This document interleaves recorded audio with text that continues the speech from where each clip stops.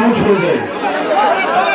আমাদের সকল ব্যক্তিই আমাদের কোনাবাড়িতে উপস্থিত, কিন্তু কিছু বিষয় থাকে যেগুলো আমাদের মেনটেন করে চলতে হয়। আপনারা জানেন রাষ্ট্রীয় আইন আছে, রাষ্ট্রের আইন শৃঙ্খলা রক্ষাকারী বাহিনী আছে।